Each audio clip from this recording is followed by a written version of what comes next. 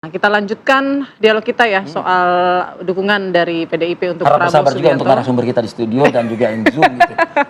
Saya mau langsung ke Mas Eno nih. Tadi pernyataan Bang Henry bilang, ini sebetulnya permasalahannya ini bukan hanya antara PDIP dengan Wapres Gibran saja. Ini bahkan lebih jauh nih terhadap bapaknya yaitu Jokowi. Ini situasi kebatinannya sampai ke sana nih, bener ya? Ya, pertama kita mengucapkan turut berduka apa yang terjadi di Lampung itu kesedihan bagi semuanya. Kita yakinlah di antara semua aparat kita masih banyak yang jiwa merah putih. Betul. Salah satunya 3 yang gugur di Lampung itu.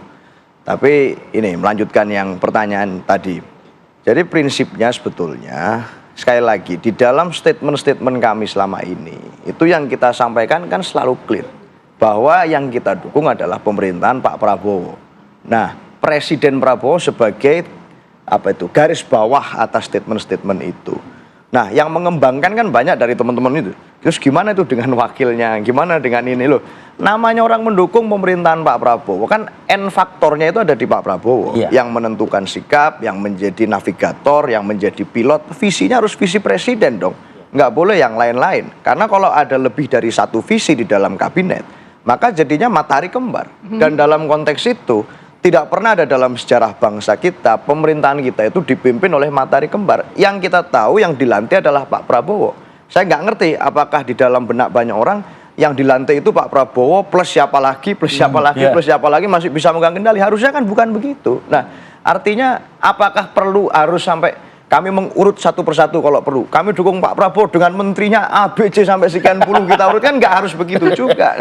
Saat kita mendukung Pak Prabowo ya endingnya adalah kami berharap kebijakannya bisa terjadi dengan baik. Khawatir kalau misalnya di-mention kayak gitu-gitu ada yang baper loh Mas Eno. Makanya artinya gini, persoalannya adalah kan boleh-boleh saja. Maksudnya misalnya nggak usah PDI Perjuangan, nggak usah kami sebagai partai. Orang lain sekalipun gitu mendukung Pak Prabowo, lalu tidak sepakat dengan Menteri A, tidak sepakat dengan Menteri B, tidak mendukung Menteri C. Kan sesuatu hal yang wajar-wajar Jadi tidak saja. menyebut wapresnya itu karena memang ya sudah otomatis sebetulnya ketika kita bilang pemerintahan Prabowo sudah otomatis dengan pembantunya begitu, dengan wakilnya. Atau memang ya tidak diakui mungkin ya.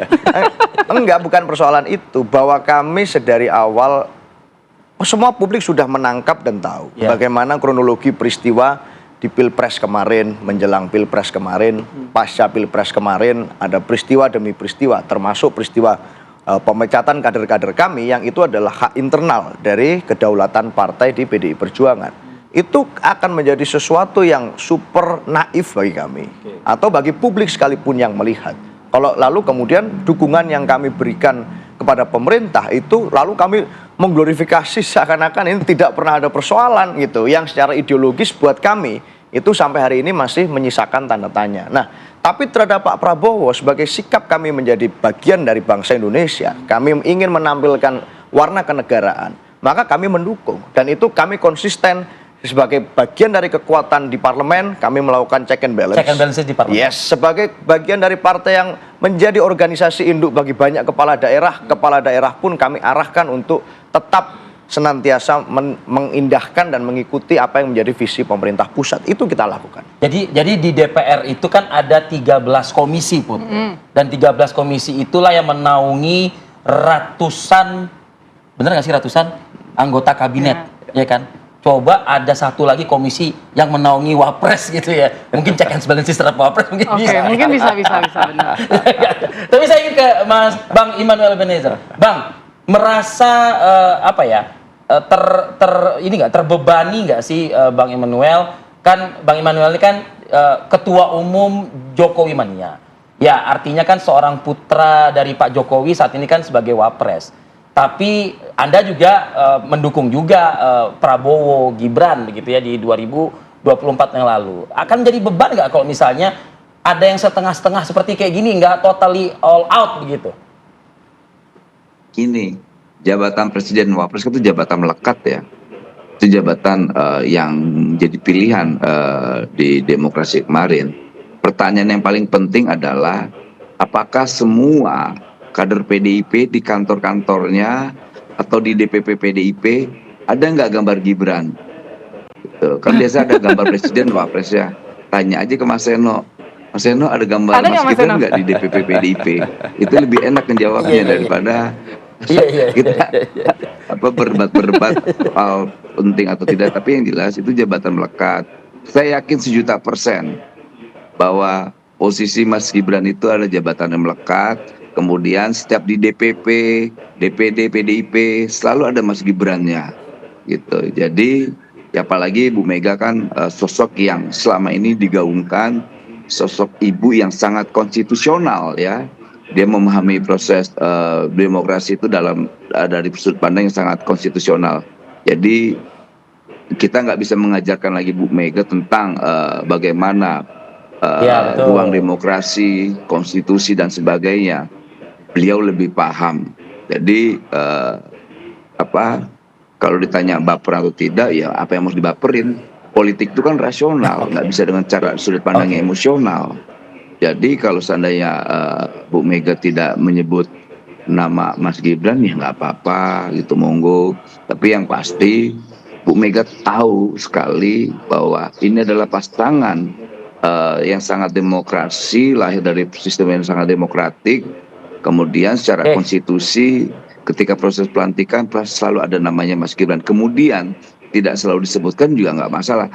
Lantas Mas Gibran kan tidak terlalu eksistensialis orangnya, gitu, tidak butuh pengakuan, gitu. Jadi biasa aja, gitu. Bapaknya juga biasa aja, Pak Jokowi mantan presiden ke-7, dia nggak baperan, santai aja. Mau disebut monggo, nggak disebut monggo, ya wis. Cuman gitu. sempat ngomong Tapi ada batasnya aja sih. Kan yang tercatat ya Prabowo Gibran, tidak ada Prabowo Mega, Prabowo Immanuel, Prabowo Maseno, Prabowo Hensat, nggak ada. Itu catatan konstitusi ya, gitu. Oke, saya ke Bang Hensa kalau gitu. Bang Hensa, salah satu hal yang harus diselesaikan adalah polemik hubungan ini. Tadi di segmen sebelumnya Anda menegaskan hal ini. Sebagai dukun politik gitu loh. Kapan ini akan beres nih, Hensa? Nggak akan beres. Jadi artinya memang ada luka yang cukup dalam ya di PD Perjuangan, walaupun pasti punya alasan sendiri kan. Kalau kita secara analisa mengatakan bahwa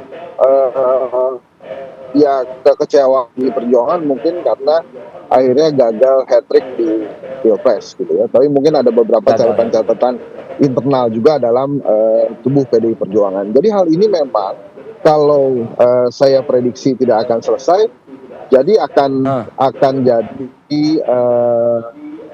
akan jadi noda sejarahnya Mas Gibran saja. Saya nggak yakin kalau tadi Bang Noel bilang Mas Gibran nggak butuh eksistensi ya. Saya malah yakin justru Mas Gibran sangat peduli dengan eksistensi dan citra-citra yang baik gitu. Karena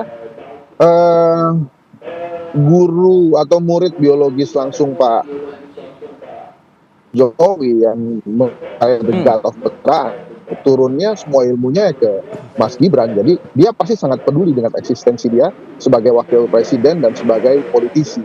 Gitu kira-kira Mas Rifki.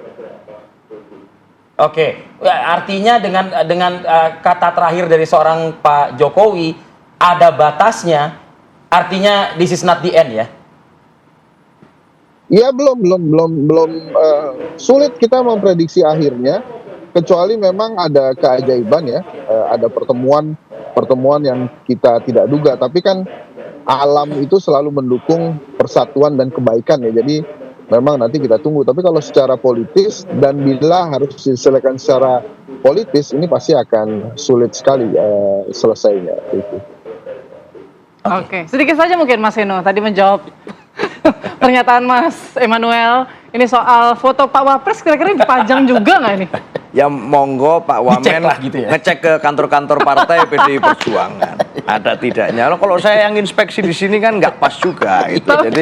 Jadi itu saya kira bisa dilihat. Apalagi sebenarnya kan ini PDI Perjuangan itu sedari awal tidak merasa punya keinginan politik. Kami sadar betul bahwa Pilpres kemarin yang menang jelas. Kita sudah menyampaikan, Ibu Mega sudah menyampaikan bahwa sudahlah Pak Prabowo, Mas Bowo. Berapa banyak sih orang di Republik ini yang menyebut Pak Prabowo dengan sebutan Mas Bowo? Itu kan ada juga banyak, Mas Bowo gitu, ya. Tapi nggak banyak juga gitu. Dan Bu Mega menggunakan diksi itu, Mas, bahwa jalan saja, nggak usah ajak saya lah ke kerjasama politik, ke apa, koalisi-koalisi itu Ya, gitu. Nah, ya. artinya kita juga ya sudah, peran kita di mekanisme check and balance dan urusan kita untuk menjaga itu adalah dengan Pak Prabowo, bukan dengan yang Oke. lain-lain. Itu, Mas. Baik, Mas Seno, terima kasih Mas. Ya, Sudah hadir makasih. bersama kami di studio. Makasih. Nanti kita cek kantornya ya. Saya katakan sekali lagi, sudah hadir di studio. Terima kasih, Mas Seno. Agak baper saya pagi ini nih. Pak Wamen, terima kasih. Manuel Benezer, terima kasih. Dan juga Henry Satrio yang juga sudah tiba di studio. Akhirnya terima kasih.